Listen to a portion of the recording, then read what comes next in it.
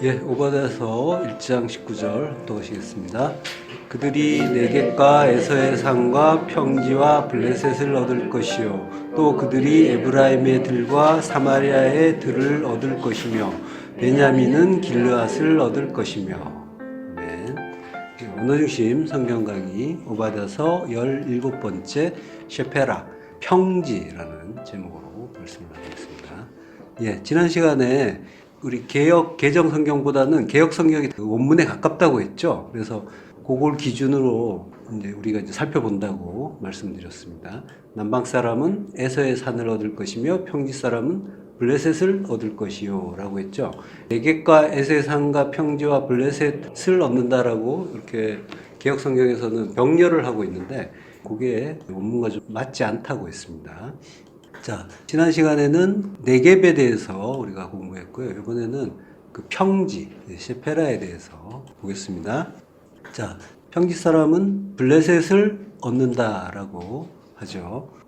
예, 평지는 셰페라라고 합니다. 저지대라고 이제 하는데 낮은 지대, 낮은 땅이 되겠죠. 이 셰페라는 지형적으로 유다 산지의 그 서편 저지대를 이제 가리켜요. 보통 이제 유다 산지가 조금 더 높거든요. 평균 고도가 600에서 900m 정도 돼요. 근데 이제 이 셰페라는 평균 고도가 150에서 240m 정도 된다고 해요.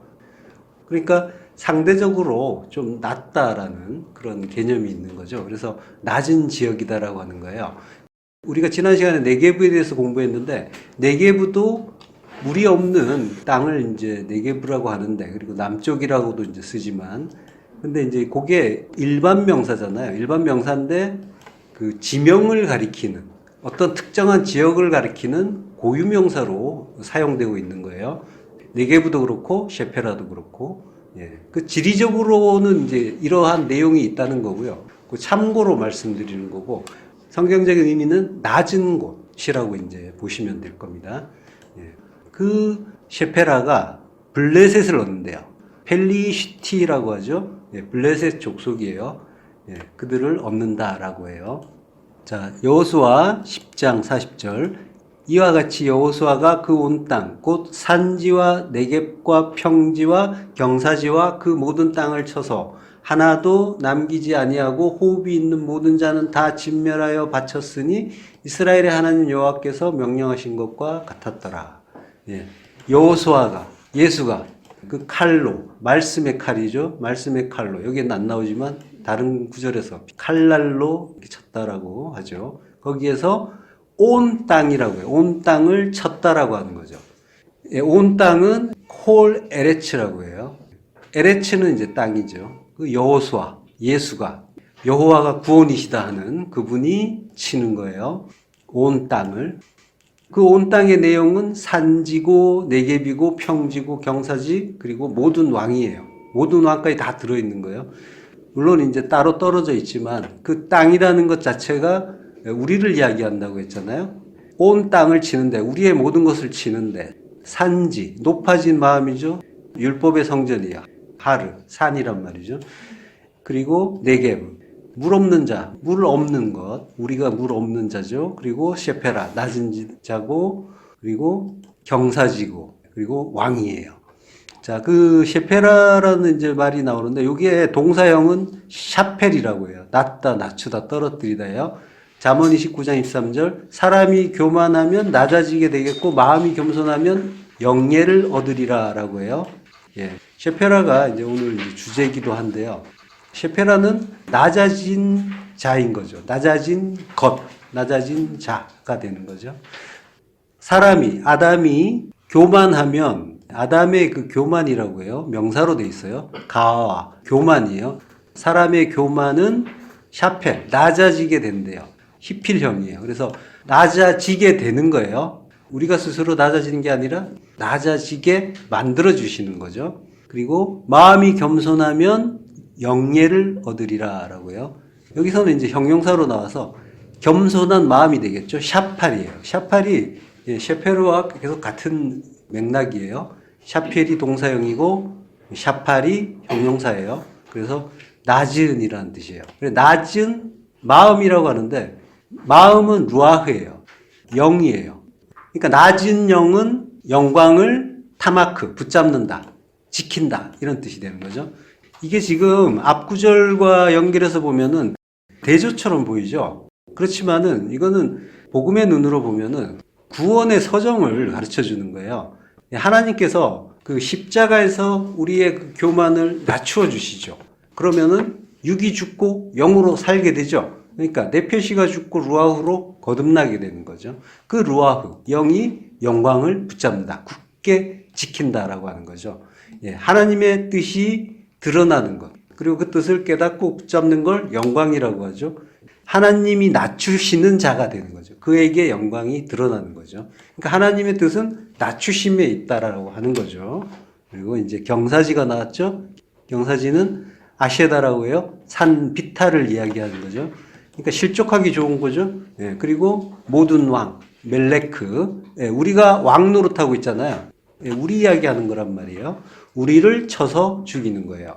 반석이 맞아 죽은 것처럼, 예수님이 맞아 죽은 것처럼 때려서 죽이는 거예요.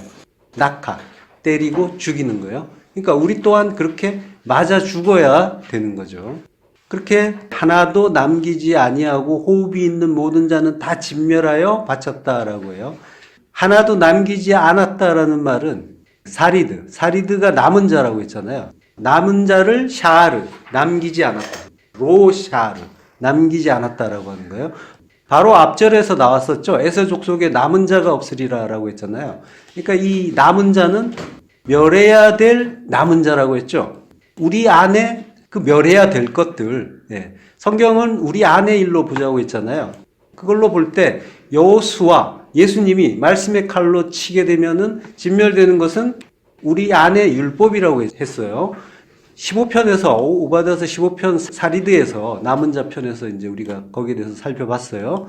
자, 홍과 영과 관절과 골수를 나눌 때까지 찌른다고 했잖아요. 그 제사장의 좌우의 날성칼, 좌우의 날성칼은 두 입 가진 칼이라고 했죠. 그러니까 그 두 입 가진 칼은 율법의 칼이라고 했어요. 그 칼보다 예리한 하나님의 말씀이 네페시와 루아흐를 분리하고 관절과 골수, 율법적인 행위를 하게 하는 그 관절과 생명의 피를 만드는 그 골수를 완전히 분리시킬 때까지, 아크리 메리스모스라고 했죠. 완전히 분리할 때까지 찌른다라고 했습니다. 또 마음의 생각과 또 마찬가지였죠. 판단하는 마음, 그 율법과 하나님의 뜻을 분리시켜 주신다라고 했어요.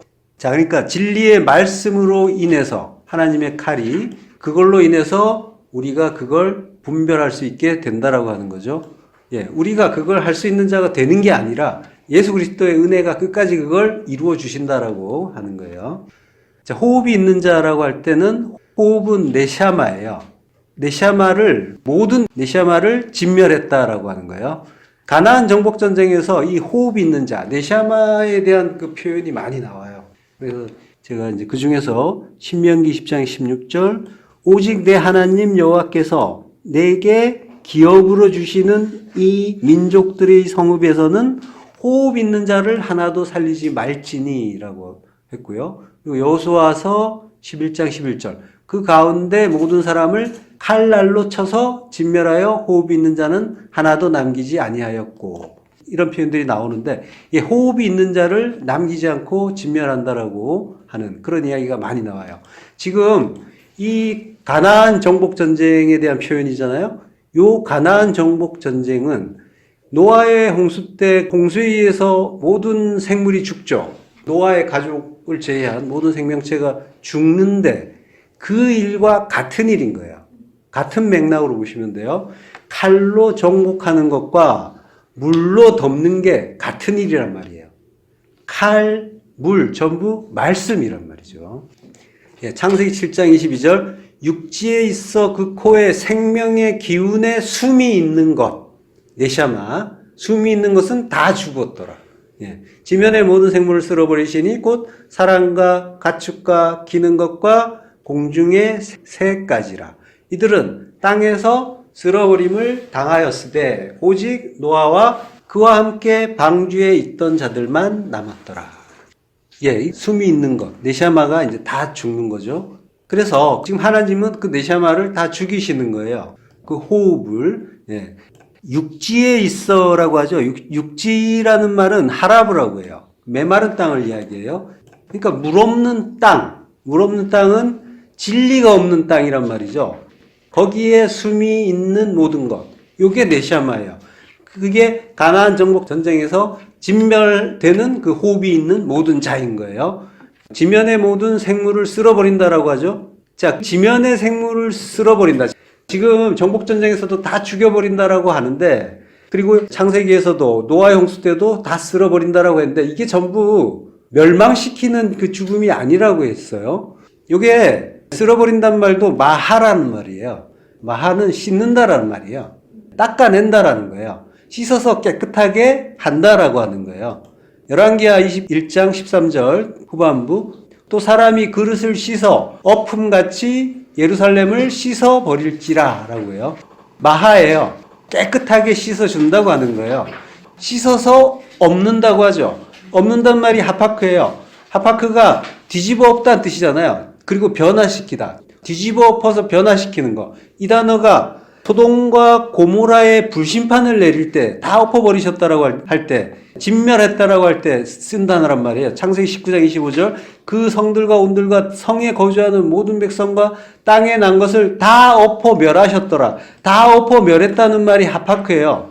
그러니까 죽여버리는 그 멸망의 심판이 아니라 변화시킨다는 거예요. 뒤집어 엎어버리는 거예요. 우리의 마음을 새 마음으로 바꿔주시는 일을 이야기하시는 거란 말이에요. 예. 자, 창세기 19장 26절, 롯의 아내는 뒤를 돌아보았으므로 소금 기둥이 되었더라. 그 일이 이렇게 연결되어 나오죠. 연결돼서 나오는데, 여기서 이제 롯의 아내가 뒤돌아봤대요. 아내는 이샤죠. 근데 이제 롯이란 말은 없어요. 그라는 대명사가 붙어 있어요. 아내에. 그래서 그의 아내예요. 그의 신부라는 의미로 나와요. 롯이란 말 안 나와요. 그의 신부가 메아하라이브라고 해요. 메아하라이브. 이게 이제 아하르라는 단어 앞에 민이란 전치사가 붙은 거예요. 민이 뭐뭐로 붙어라는 뜻이란 말이에요. 그리고 아하르가 뒤에라는 뜻이에요. 그리고 이제 그라는 3인칭 남성 단수가 이제 붙어 있어요. 그러니까 그의 뒤로부터라는 그런 의미예요. 그리고 나바트가 나와요. 나바트가 이제 돌아봤다라고 하는데 돌아본 게 아니라 바라본 거예요. 바라보았는데 이것도 히필형이에요. 히필형이라는 건 하게 하심으로 하는 거란 말이에요. 그러니까 보게 하심으로 본 거예요. 그랬더니까 이거는 세상에 미련이 남아서 뒤돌아본 게 아니라 바라보게 하심으로써 바라본 거예요. 그랬더니까 소금 기둥이 된 거예요. 소금 기둥. 소금은 언약이잖아요. 절대로 변하지 않는 언약이란 말이에요. 그 기둥이 됐단 말이에요. 기둥은 십자가잖아요. 언약의 십자가가 되었더라라고 하는 거예요. 그러니까 하나님의 심판은 멸망의 심판이 아니라 구원의 심판이란 말이에요. 심판의 의미를 모르는 자는 심판에 대해서 두려워하고 떨게 되는 거죠. 그래서 어떻게 하든지 잘 보여서 구원도 받고 상도 받기 위해서 애를 쓴단 말이에요. 그 상이라는 게 진리를 모르는 자들에게는 꼭 필요해요. 왜냐하면 그 상이라는 건 자기 수고에 대한 보상이면서 보증이 된단 말이에요. 일종의. 내가 천국에 갈 수 있을까 없을까 고민하는 자에게 상을 준다고 하면, 상까지 받는다고 하면 그것만큼 확실한 보증이 없잖아요. 그러니까 상급론이라는 말들이 많이 나오는데 그것도 알고 보면은 그 구원의 불확실성에 대한 그 반작용 같은 거예요. 그래서 죄인들이 자기 위로, 자기 확신을 위해서 만든 고안한 장치란 말이에요. 상급론이라는 거는 사실 비난받을 일이지만 비난할 것도 없는 거예요. 오히려 치근하게, 불쌍하게 여겨질 일인 거예요. 자기 안에 천국이 없는 자들의 그 불안감이 이런저런 보증과 장치를 고안하는 거죠. 그 중세시대 때 가톨릭에서 유행했던 그 면죄부가 있잖아요. 그런 것들. 그게 지금 이제 우리 현대 교회 안에서 많이 언급되는 상급론이랑 본질적으로 다를 바가 없단 말이에요. 같은 일이에요. 자기 위로, 자기 확신이란 말이에요. 자기 안에 천국이 없기 때문에 불안해하면서 그런 게 필요하란 말이에요. 눈에 보이는 어떤 거. 그러니까 혹시 뭐 상급 이야기 하는 사람하고는 굳이 다툼을 할 필요도 없는 거예요. 그냥 그게 아직은 이 사람에게 필요한 모양이구나라고 이해해 주시면 되는 거예요. 다른 성경 이론도 마찬가지예요. 성경을 가지고 다툴 필요는 없어요. 십자가에서 죽었다가 살아난 사람은 다툴 일이 없는 거죠. 예, 좀비도 아닌데. 마른 뼈가 살아나면 찬송할 일인 거죠. 하나님을 찬송하면 되는 거지. 나 살아났다면서 싸우면서 돌아다닐 필요는 없잖아요. 예. 그러라고 이제 부활시켜 준 게 아니란 말이죠. 지면의 모든 생물을 쓸어버린대요. 지면의 모든 생물이라고 하는데 생물은 예쿰이라고 하는 거예요. 예쿰이 이제 실체, 존재 이런 뜻인데 그러니까 모든 존재를 쓸어버렸다라고 하는 건데 이 예쿰이라는 게 뭐냐면 쿰이라는 동사에서 온 말이에요. 쿰이 일어서다란 뜻이죠. 그 헬라의 히스테미와 같은 거예요. 우뚝 세워주는 거예요. 세워진 것이 십자가잖아요. 타우로스. 십자가란 말이죠. 그러니까 이게 지금 모든 생물을 쓸어버린다라고 하니까 하나님의 뜻, 그 진리를 모르는 자들은 두려워 떤단 말이에요. 그렇지만은 그 의미를 알고 보면은 생물이라고 하는 예쿰은 세워주는 존재란 말이에요. 하나님이 세워주실 존재예요. 그러니까 하나님의 진노를 받아 영원한 저주 속으로 떨어지는 자들에 대한 비유가 전혀 아니라 십자가로 우뚝 서게 되는 존재, 십자가로 우뚝 서게 하심으로 설 수 있는 존재, 성도에 대한 그런 말씀이란 말이에요. 쓸어버린다. 그 말이 마라고 했잖아요. 씻어낸다는 거예요. 씻어서 깨끗하게 하신다고 하는 거예요. 그러니까 은혜와 구원의 말씀을 계속해서 주고 계신 거예요. 예. 사랑과 가축과 기는 것과 공중의 새 가지라라고 하는 거예요. 사람으로부터 아담부터 아드 베헤마 짐승까지 그리고 아드 레메스 기는 것까지 전부 우리 이야기하는 거란 말이에요. 짐승은 우리죠. 희생 제물로 바쳐질 자들 베헤마예요. 그리고 기는 것 레메스는 우리가 땅을 안고 기어가고 있잖아요. 우리는 이제 뭐 좀 기는 데선 벗어나서 이제 좀 서고 그리고 좀 날지는 못해도 뛰지는 않는가 싶지만 아직도 사실은 땅을 보잖아요. 땅적인 가치가 좋잖아요. 그죠? 그걸 사랑하고 있단 말이죠. 눈에 보이는 것들을 눈에 보이지 않는 그 나라보다 더 가치 있게 여긴단 말이에요. 여전히 기는 자란 말이에요. 그 보이는 것들 때문에 그걸 실제라고 믿으면서 아직도 일희일비하잖아요. 긴단 말이에요. 여전히 기고 있어요. 그것까지 심지어 하늘의 새까지. 새는 하나님을 믿는다고 하면서도 여전히 그 율법적인 그런 믿음을 가진 자란 말이에요. 우리 안으로 보면 여전히 전부 우리 이야기하는 거예요. 우리 안으로 보시면 돼요. 그러니까 새도 우리 안으로 보면 진리를 안다고 하면서도 여전히 남아있는 율법적인 생각들이 있잖아요. 율법적인 판단을 하고 그걸 성경을 기초로 해서 생각하고 말한다고 하는데 사실은 내 생각으로 보는 것. 하나님의 뜻으로 보는 게 아니라. 그래서 끊임없이 판단을 하고 끊임없이 비판을 하고 근데 그걸 뭐라고 해요? 지면의 모든 생물 예쿰이라고 한단 말이에요. 세워줄 자들이라고 하는 거예요. 십자가로 우뚝 세워질 존재. 예. 하나님의 은혜를 받아서 구원에 이루고 예수 그리스도와 함께 십자가에서 죽고 부활할 존재다라고 하는 거예요. 그래서 내가 씻어준다라고 하는 거예요. 멸망시키는 것이 아니라 씻어준다. 깨끗하게 한다라고 하는 거예요.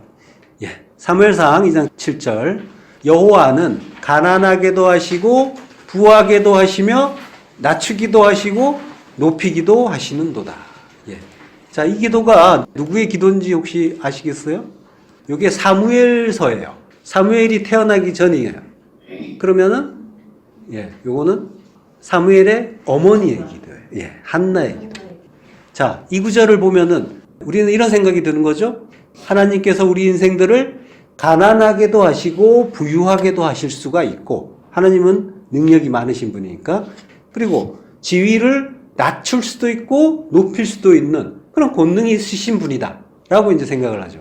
틀린 말 아니에요. 하나님은 그런 능력이 충분하시니까요. 근데 그 다음에 어디로 가냐면 그러니까 잘 보여야 된다라고 하는 거예요. 그리로 간단 말이에요. 그러니까 믿음을 보여서 그래 내가 하나님을 잘 믿는다고 인정을 받게 되면 하나님이 나를 부하게도 하시고 높여도 주실 것이다라는 그런 기대를 갖는 거예요. 그러면서 이제 반대로 이제 생각을 하면 여전히 가난하고 낮은 지위에 있으면 믿음이 적은 거다라는 그런 오해까지 한단 말이죠. 이런 식의 이제 오해로 가는 일이 많은 그런 구절이기도 해요. 이 구절이. 그렇지만은 하나님의 말씀은 모두 구원의 복음이란 말이죠. 그걸 가르쳐서 은혜를 알게 하시는 그런 방향으로 우리를 가르쳐 주시는 거지 행위를 촉발해서 일상의 형통을 이루라고 하시는 그런 말씀들이 아니란 말이죠. 자, 우리가 좀 전에 했던 그러한 해석, 인간적인 해석은 우리의 시선이 보이지 않는 것보다 보이는 것, 하늘보다 땅을 향하고 있다는 걸 증명하는 일이 되는 거예요. 자, 가난하게 하신다라는 말은 야라시라고 해요. 야라시가 우리 본문에 나왔죠. 그들이 네겝과 에서의 산과 평지와 블레셋을 얻을 것이요 라고 할 때 얻을 것이요가 야라시예요. 이 단어를 가난하게 하시고라고 번역을 한 거예요. 자, 근데 이 야라시라는 단어가 재밌어요. 상속하다라는 뜻이 있죠. 그래서 이제 우리 성경에 보면은 기업을 얻다, 유업을 얻다 이런 뜻으로 많이 쓰여요. 정복전쟁을 통해서도 많이 나오겠죠. 그러니까. 네, 근데 상속권을 박탈하다라는 뜻으로도 쓰여요. 아주 상반된 의미를 동시에 가지고 있는 단어예요. 특이하죠? 네. 성경에 이런 단어들이 꽤 있어요. 예를 들어보자면 대표적인 단어가 카라트예요. 카라트가 잘라내다, 베어넘기다 라는 뜻이에요. 그래서 이제 진멸하다 이런 뜻으로도 쓰여요. 근데 이게 언약을 맺다라는 뜻으로도 쓰이고 언약을 자르다라는 뜻으로도 쓰여요. 예, 완전히 상반된 의미를 동시에 가지고 있는 단어예요. 자, 왜 이렇게 한 단어 안에 정반대 의미가 되는 그런 뜻이 동시에 담겨 있을까요? 이유는 야라시가 쓰인 성경 구절을 조금 더 살펴본 다음에 말씀을 드릴게요. 창세기 15장 3절 아브라함이 또 이르되 주께서 내게 씨를 주지 아니하셨으니 내 집에서 길린 자가 내 상속자가 될 것이니이다. 여호와의 말씀이 그에게 임하여 이르시되 그 사람이 내 상속자가 아니라 내 몸에서 날 자가 내 상속자가 되리라 하시고. 예. 자, 여기 상속자가 야라시예요. 야라시의 분사형으로 쓰였겠죠. 근데 지금 이 아브라함이 한 말을 보면은 아브라함이 하나님을 원망하고 있죠.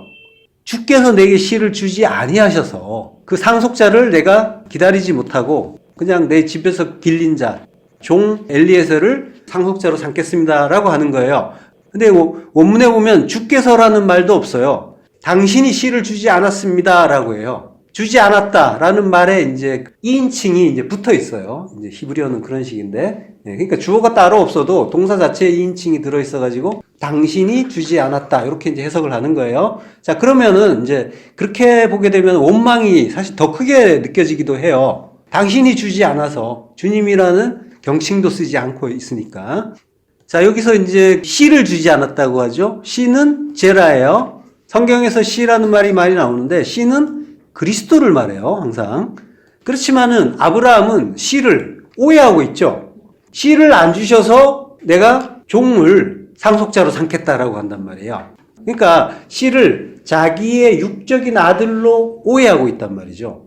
그래서 지금 당신이 나에게 아들을 안 주지 않았습니까? 그래서 내가 그 종을 상속자로 삼겠습니다라고 항의를 하고 있는 그런 장면이란 말이죠. 그러니까 아브라함은 뭘 상속받는지 하나님께서 주신다고 한 게 뭔지 그걸 전혀 모르고 있단 말이에요. 그래서 아브라함이에요. 아브라함이 아니라. 자, 성경에서 제라, 씨는 항상 그리스도를 말한단 말이죠. 근데 이제 우리 성경을 보면 이 제라를 아브라함이 오해한 것처럼 똑같이 자손으로 계속 번역을 해놓은 데가 많아요. 똑같은 오해를 한 거예요. 번역자들도. 창세기 12장 7절 보면요. 여호와께서 아브라함에게 나타나 이르시되 내가 이 땅을 내 자손에게 주리라 하신지라. 자기에게 나타나신 여호와께 그가 그곳에서 제단을 쌓고. 예. 창세기 13장 15절. 보이는 땅을 내가 너와 내 자손에게 주리니 영원히 이르리라. 예. 내 자손이란 말이에요. 우리가 오랫동안 오해하면서 본 구절들이기도 해요. 자손에게 주시나 보다. 그러니까 뒤에 자손들이 줄줄이 나오니까. 예. 그렇지만은 지금 아브라함이 나란 말이에요. 하나님이 나를 구원하시는 이야기예요. 하나님이 나를 아브라함에서 아브라함으로 만들어 가시고 그리고 나를 구원하시는 이야기란 말이에요. 그리고 그가 낳는 아들은 그리스도란 아들이란 말이에요. 전부. 그 아들을 통해서 이제 그리스도를 가르쳐 주는 거예요. 그러니까 이 땅을 자손에게, 씨에게 준다. 그리스도에게 준다라고 하는 거예요. 이 땅을. 땅은 아까 뭐라고 했어요? 땅은 우리라고 했죠. 그러니까 우리를 그리스도에게 준다라고 하는 거예요. 그러니까 야라시, 갖게 하시는 거죠. 차지하게 하시는 거란 말이에요. 자, 갈라디아 3장 16절 합독하시겠습니다. 이 약속들은 아브라함과 그 자손에게 말씀하신 것인데 여럿을 가리켜 그 자손들이라 하지 아니하시고 오직 한 사람을 가리켜 내 자손이라 하셨으니 곧 그리스도라. 예, 사도 바울이 해석을 해놨죠. 그리스도라고 하는 거예요. 이 자손이라고 쓴 말이 스페르마예요. 씨예요. 그러니까 신약에서도 역시 계속 이제 오해하고 있는 거죠. 씨란 말이에요. 그 씨가 상속자인 거예요. 씨가 유업을 받는 자인 거예요. 그러니까 우리가 그 안에서 그와 하나 되어 그 유업을 받는 거고. 자, 민수기 33장 52절. 그 땅의 원주민을 너희 앞에서 다 몰아내고 그 새긴 석상과 부어 만든 우상을 다 깨뜨리며 산당을 다 헐고 그 땅을 점령하여 거기 거주하라. 내가 그 땅을 너희 소유로 너희에게 주었음이라. 예. 여기서 그 땅의 원주민을 너희 앞에서 다 몰아내고, 요 야라시예요. 그리고 그 땅을 점령하여, 53절에 그 땅을 점령하여도 야라시예요. 그리고 내가 그 땅을 너희 소유로 너희에게 주었다. 소유도 야라시예요. 전부 야라시예요. 자, 근데 몰아낸다는 말, 그리고 점령하여 소유로 한다는 말, 이게 완전히 상반된 의미죠. 아까 우리가 가졌던 그 궁금증이 한 군데 들어있는, 동시에 들어있는 그런 구절들이란 말이에요. 자, 그 땅의 원주민을 너희 앞에서 다 몰아낸대요. 그 땅은 하에레츠죠? 그러니까 약속의 땅이죠. 그 땅은 가나안 땅을 가리키고 약속의 땅이에요. 자, 하나님이 태초에 천지를 지으시잖아요. 천지, 하늘과 땅이란 말이에요. 하샤마인과 하에레치를 지으시죠? 그 하늘과 그 땅이에요. 그러니까 태초에 하나님이 마치 우리의 삶의 터전처럼, 삶의 그 무대처럼 천지를 지으시고 거기에 동식물과 인간을 창조하셔서 거기에 살게 하신단 말이에요. 근데 그런 차원의, 그렇게 이해하는 차원의 하늘과 땅, 천지가 아니라 하샤마임, 하에레치라고 한단 말이에요. 관사가 붙어 있어요. 그 하늘과 그 땅이에요. 이 얘기는 뭐냐면 어떤 특정한 의도가 담겨 있는, 의미가 있는 하늘과 땅이란 말이에요. 예. 자, 그 땅의 원주민이라고 할 때 하에레치라고 했죠. 그러니까 그 땅은 약속의 땅이죠. 약속의 땅은 성도란 말이에요. 우리를 가리켜요. 가나안을 가리키지만 결국 우리를 가리켜요. 그러니까 바로 나를 가리키는 말이죠. 그러니까 그 땅의 원주민이라고 할 때 하에레치는 가나안 땅이고 나를 가리켜요. 예. 근데 그 가나안 땅을 약속의 땅이라고 하는데 궁극적으로 약속의 땅은 눈에 보이는 가나안 땅이 아니라는 거 아시죠? 나를 가리킨단 말이에요. 지금 창세기 1장 1절에서 천지, 하에레츠, 하에레츠가 민수기의 그 땅, 하에레츠와 단순히 단어가 같다고 해서 동일시되는 게 아니라 태초에 하나님이 천지로 지으신 것이 바로 하에레츠. 그게 뭐라고 했어요, 아까? 결국 나라고 했잖아요. 나를 지으신 거란 말이에요. 예. 태초에 하나님은 바로 그 하늘이 될 그 땅, 그 약속의 땅으로 나를 지으신 거예요. 그게 창세기 1장 1절의 이야기예요.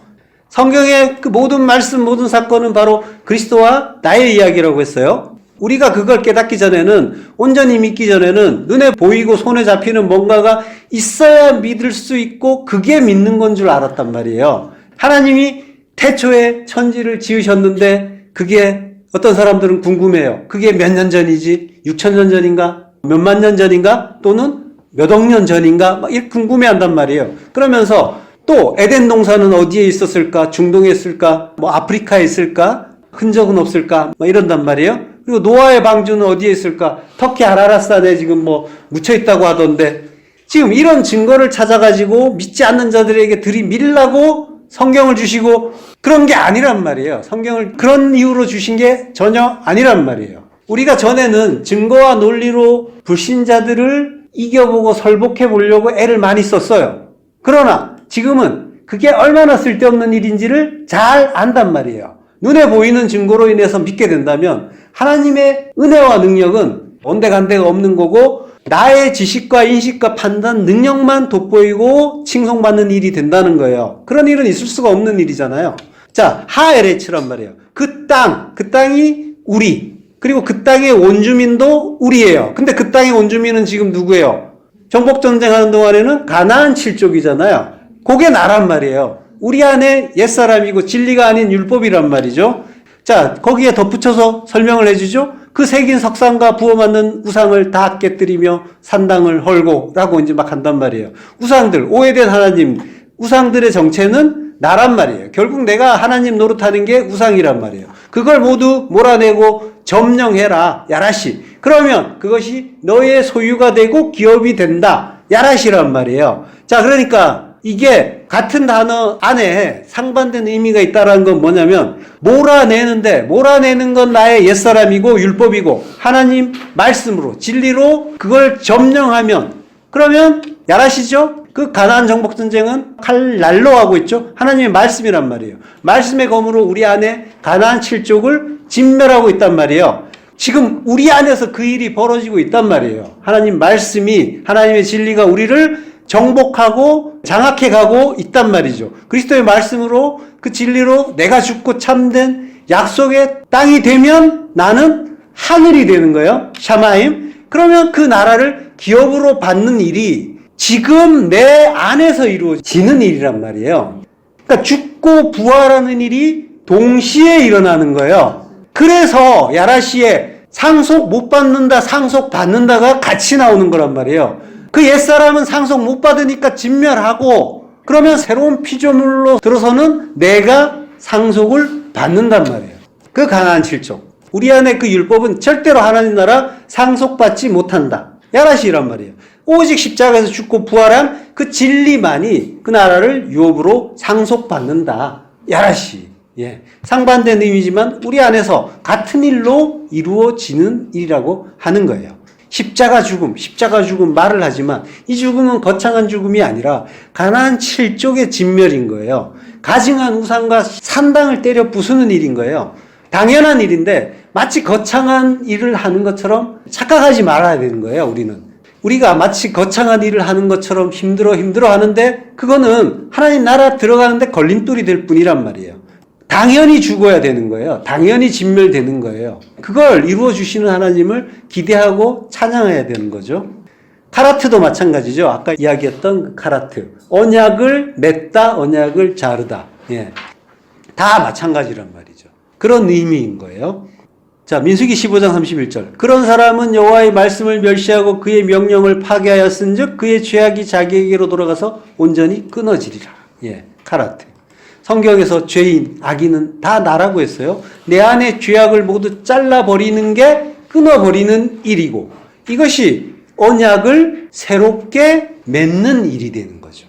예. 성경 단어들이 이런 식으로 상반된 의미를 갖는 그 이유 이해가 되시죠?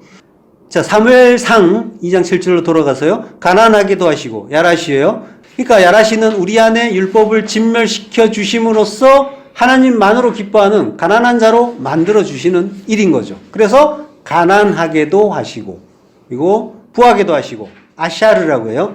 부유하다 풍부하다예요. 시편 65편 9절. 땅을 돌보사 물을 대어 심히 윤택하게 하시며 예. 심히 윤택하게 하신대요. 그래서 하나님의 강에 물이 가득하게 하시고 이 같은 땅을 예비하신 후에 그들에게 곡식을 주시나이다. 예. 심히 윤택하게 한다가 풍부하다예요. 그러니까 진리의 말씀을 풍부하게 주시는 거예요. 그래서 부유케 된 자, 그를 부유한 자라고 하는 거죠. 자, 그리고 낮추기도 하시고 높이기도 하신다라고 해요. 낮춘다란 말은 샤펠이에요. 낮추어 주셔서 낮아진 자를 셰페라라고 했죠. 낮은 자, 낮은 땅, 평지. 오늘 주제예요. 세페라. 자, 그렇게 낮게 만들기도 하시고 또 높이기도 해요. 자, 그러니까 이게 지위를 낮추고 높이는 일이 아니라고 했죠. 예, 룸. 어떻게 높인다고 해요? 오르다, 높이다 해요. 자, 이게 어떻게 높여주는 거냐면요. 창세기 31장 45절. 이에 야곱이 돌을 가져다가 기둥으로 세우고, 예, 기둥, 십자가로 세우고, 이걸 높인다고 하는 거예요. 십자가에 달아서 높여주는 그거. 예, 낮아지는 건 싫고 높여주세요가 아니라. 자, 그러니까 하나님은 우리를 그렇게 가난하게도 부하게도 낮게도 높게도 하시는데 우리의 기대하고는 관계가 없어요. 전혀. 구원을 이끄는 방식으로 그 하나하나가 구원을 이루어가는 방식으로 우리에게 주어지고 그렇게 하나님은 우리를 인도하고 계신 거란 말이죠. 시편 18편 27절 주께서 공고한 백성은 구원하시고 교만한 눈은 낮추시리이다. 예, 교만한 눈을 낮춘대요. 역시 샤펠이에요. 교만한 눈을 낮춰주시는 거예요. 낮춰주시면 샤페라, 낮은 땅, 평지가 되는 거죠. 여기서 이제 곤고한 백성이란 말이 나오는데요. 곤고한이란 말은 안이에요. 안이는 가난한, 비천한 이런 뜻이에요. 가난한, 이게 이제 신약의 언어로 보면은 이제 푸토코스가 되는 거죠. 심령이 가난한 자, 성령에 갈급한 자가 되는 거죠. 예. 그 바늘귀문으로 들어갈 수 있는 가난한 자. 예. 낙타는 못 들어가죠. 예. 율법은 못 들어가는 거예요. 안이의 동사형은 아나라고 해요. 아나. 아나가 괴롭히다, 천하게 하다 이런 뜻이에요. 이게 신명기에서 하나님이 낮추시고 시험하신다라고 할 때 40년 광야를 돌게 하신 뜻. 낮추시고 시험한다라고 할 때 낮추신다. 이게 이제 아나예요. 자, 그러니까 율법을 진멸하는 일이 40년 광야고 낮추시고 시험하시는 그 일인 거죠. 이사야서 40장 3절 합독하시겠습니다. 외치는 자의 소리여 이르되 너희는 광야에서 여호와의 길을 예비하라. 사막에서 우리 하나님의 대로를 평탄하게 하라. 골짜기마다 도두어지며 산마다 언덕마다 낮아지며 고르지 아니한 곳이 평탄하게 되며 험한 곳이 평지가 될 것이요. 예. 주님 오실 길을 예비하는데 모든 산, 모든 언덕이 낮아진다고 하죠. 낮아진다는 말이 샤펠이에요. 근데 이 말씀은 물론 이제 토목공사라는 얘기가 아니라는 건 이제 다들 아시죠? 예, 그런데 이걸 다들 아는데 사실 이 말씀을 많은 사람들이 어떤 식으로 이해를 하느냐면 세상의 영적 지형을 하나님의 뜻에 맞게 바꾸라, 만들라 라고 이런 식으로 이해를 한단 말이에요. 주님이 오시는데 우리가 이 정도 일은 해야 되지 않겠느냐라고 한단 말이에요. 그래서 뭐 미전도 종족을 전도하자. 그리고 주님 오시는 길 예비하자. 물론 해야죠. 하지 말라는 게 아니에요. 그러나 그 말씀의 진의는 다른 누구에게 뭔가를 하라고 하시는 그런 말씀이 아니라 다름 아닌 우리에게 하시는 말씀이란 말이에요. 이 말씀의 진의는. 물론 이제 우리 안을 향해서 하시는 말씀인데 우리 안을 이렇게 하라라고 하는 것도 아니에요. 뭐라고 하셨어요, 하나님이? 도두어지며 그리고 평탄하게 되며 평지가 될 것이요라고 하는 거죠. 예, 그렇게 만들라고 하는 게 아니라 이렇게 된다라고 하는 거예요. 그러니까 하나님이 그렇게 만들어 가신다라고 하는 거예요. 자, 하나님 말씀은 이런 식으로 항상 뭘 어떻게 하라라고 하시는 게 아니란 말이에요. 내가 안다? 그거 알아라 라고 하나님은 항상 말씀하신단 말이죠. 그래서 전적인 은혜예요. 우리에게 뭘 해라, 노력해라 이런 말씀 전혀 안 하신단 말이에요. 그걸 아는 아들은 되지 않더라도 어떤 그런 지향성을 갖는 거죠. 하나님의 뜻을 따라가려는. 그렇지만 우리가 하는 건 아니란 말이에요. 자, 골짜기마다 도두어진대요. 도두어진다란 말이 좀 생소하죠. 우리말이긴 한데. 자, 골짜기는 가예예요. 가예. 예, 이게 이제 흰놈의 골짜기라고 할 때는 개라고 돼요. 뒤에 명사가 붙으면은 연계형이 돼서 조금 바뀌는 거예요. 그래서 가해가 개가 돼요. 그래서 개, 흰놈 이런 식으로 변형이 되는 그 단어예요. 신약에서는 이제 게헨나라고 했죠. 자, 골짜기는 그런 식으로 그 모든 더러운 율법이 모이는 어떠한 곳이 될 수가 있겠죠. 사무엘상 17장 3절. 블레셋 사람들은 이쪽 산에 섰고 이스라엘은 저쪽 산에 섰고 그 사이에는 골짜기가 있었더라. 예. 자, 블레셋 사람이 나와요. 오늘 본문에서 평지 사람이 블레셋을 얻는다고 했죠. 그 블레셋이에요. 펠리시티. 자, 그 펠리시티란 말은 파라시라는 말에서 왔어요. 블레셋이라는 말이 파라시. 파라시가 구르다, 뒹굴다라는 뜻이에요. 그리고 블레셋이라는 말은 체류자들의 땅이라는 뜻이에요. 체류자들의 땅. 그리고 파라시라는 단어에서 유래를 했는데 구르다, 뒹굴다라는 뜻이에요. 자, 그러니까 이 블레셋은 어떤 존재냐면 여기가 좋사오니 하면서 땅의 것 끌어안고 뒹구는 자들. 우리 이야기죠. 우리의 옛사람. 그 블레셋이 이스라엘과 마주 서 있죠. 그 사이에 골짜기가 있다고 해요. 가해가. 그 사이가 바인이라고 해요. 그들 사이에. 그 블레셋과 이스라엘 사이에 골짜기, 가해가 있는 거예요. 자, 근데 그 골짜기는 건널 수가 없는 구렁텅이에요. 예. 그래서 부자와 거지 나사로 사이에도 구렁이 있었죠. 예수님의 비유에서 나오는 부자는 바리새인을 이야기하는 거예요. 바리새인에게 들려주시는 비유였단 말이죠. 자, 그러니까 부자라는 거는 돈 많은 부자를 말하는 게 아니라 율법의 부자를 이야기하는 거예요. 선하게 두 마음을 가진 자가 부자라는 말이에요. 두 마음, 선하게 두 마음으로 보는 걸 율법이라고 하고 그 두 마음을 가진 자를 부자라고 하는 거예요. 반면에 거지는 모든 것이 선하다고 하는, 하나님이 주신 모든 것이 선하다고 하는 한 마음, 그걸 가진 자를 거지라고 하는 거예요. 자, 근데 우리 안으로 보면 둘 다 나란 말이에요. 예수님의 비유가 전부 나를 향한 말씀이라고 했어요. 두 마음이 부자고 한 마음이 거지란 말이에요. 내 안에 그게 있어요. 근데 건널 수 없는 구렁이 있다, 골짜기가 있다라고 하는 거는 하나님은 그거 못 건너가게 하실 거다라고 하는 그 말씀을 하시는 거예요. 자, 그 골짜기가 어떻게 된다고 하냐면 도두어진대요. 야, 이게 무슨 말일까요? 도두어진다. 쉽게 생각하는 거는 이제 뭔가 올라서는 걸 이야기하죠. 뭐 움이 돋는다 이런 말을 쓰잖아요. 그러니까 메워지면서 올라오는 것 같은 느낌이 드는데, 근데 이제 원어를 보면 이 말은 낫사라는 말이에요. 들어올리다, 가지고 가다 이런 뜻이에요. 자, 그 골짜기, 그 대표되는 게헨나. 게헨나에서는 모든 죄와 악이 불타죠. 짐승 시체, 사람 시체, 그리고 온갖 배설물, 쓰레기 이런 것들 전부 불타는 곳이 게헨나라고 했습니다. 그러니까 우리의 모든 죄와 악이 불타는 곳, 그곳이 게헨나인데, 자, 지난 시간에 주님께서 하늘에서 이 땅으로 물 있는 곳에서, 진리가 있는 곳에서 그 샤마이, 그 물이 있다고 하는 하늘에서 물 없는 네겝으로 왔다고 했어요. 내려오셨고, 그래서 내려오신 분 야르덴이라고 했습니다. 요단이라고 했어요. 그 내려오신 분이 어디까지 내려오셨겠어요?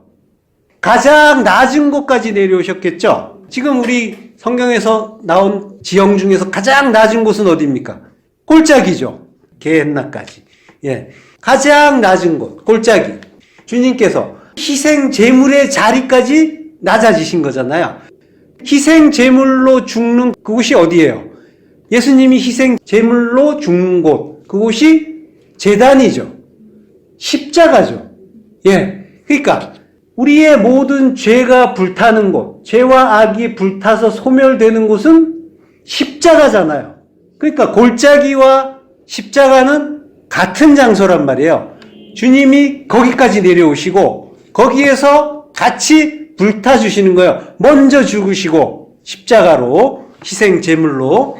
자, 거기에서 그 골짜기에서 나사가 십자가 들 때 쓰는 말이란 말이에요. 십자가 들듯이 들려 올려진다라고 하는 거예요. 자, 그 게헨나는 십자가 가르쳐 주는 곳인데, 근데 우리 성경은 뭐라고 해요? 게헨나를 번역을 지옥이라고 해요. 그러니까 우리 성경은 지금 십자가를 지옥이라고 하는 거예요. 예, 오해하면 그렇게 되는 거예요.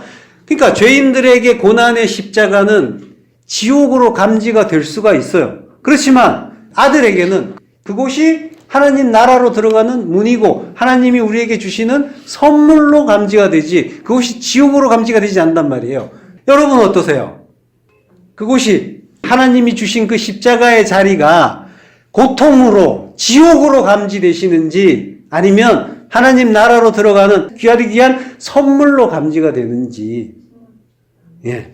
자, 하나님이 십자가를 가르쳐 주시려고 40년 광야를 주시고 그 광야 인생 내내 낮추시고 시험을 해주세요. 그런데 그거를 우리는 환난, 고난으로 느끼고 있지는 않느냔 말이에요. 물론 그럴 수 있죠. 모를 때는. 그 모를 때는 우리가 비명을 질렀잖아요. 하나님 도대체 나한테 왜 이러세요? 도대체 얼마나 더 죽어야 됩니까? 이러면서 하나님을 원망하고 삿대질했단 말이에요. 못 살겠다고, 힘들어 죽겠다고 비명을 지른 거죠. 그러면은 은혜의 십자가가 원망의 지옥이 되는 거죠. 예, 그랬단 말이에요. 그 오해를 번역자들이 계속 하고 있는 거예요. 우리와 다를 바가 없는 거예요. 예, 산마다 언덕마다 낮아진대요. 산은 하르죠. 언덕은 기브아라고 해요. 낮아진대요. 샤펠이에요. 그리고 높은 것, 교만한 것이 낮아지는 거죠. 예, 높은 산은 교만한 산이라고 했죠. 그 교만한 것이 낮아지면 그 샤펠로 낮아지면 샤펠라, 평지가 되는 거죠.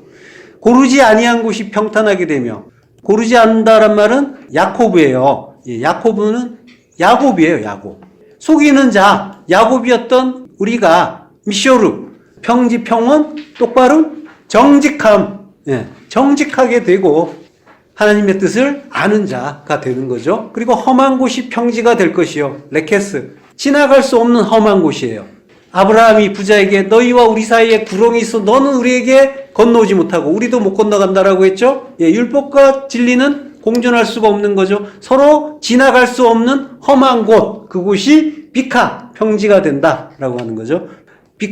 비카가 이제 골짜기로 쓰일 때가 많이 있어요. 에스겔서에 보면은 마른 뼈 환상을 보여주시잖아요. 그때 이제 골짜기로 데려가죠. 37장에 나오죠.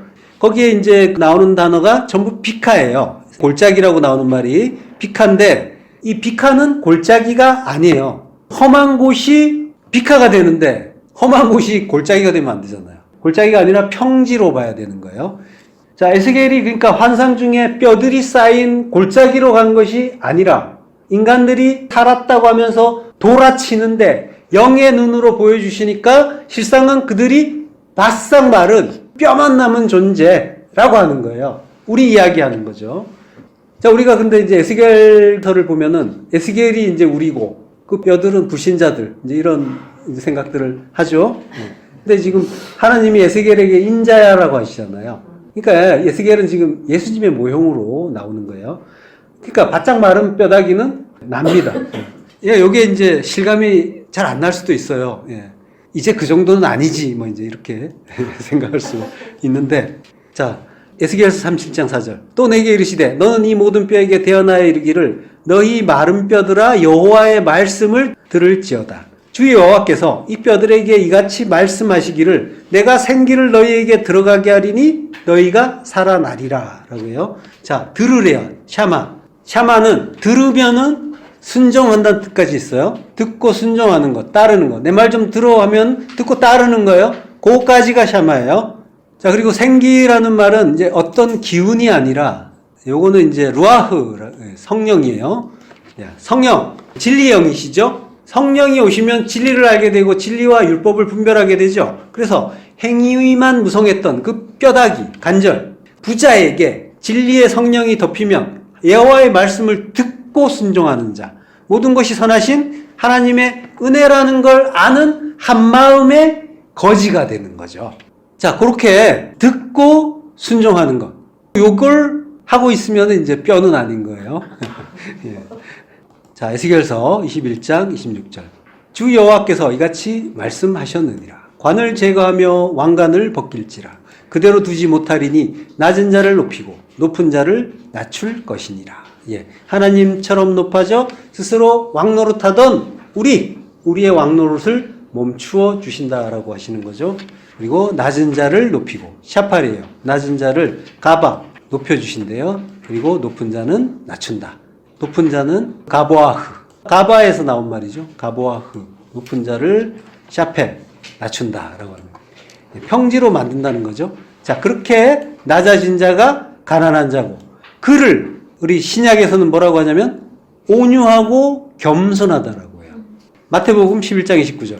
나는 마음이 온유하고 겸손하니 나의 멍에를 메고 내게 배우라. 그리하면 너희 마음이 쉼을 얻으리니. 예.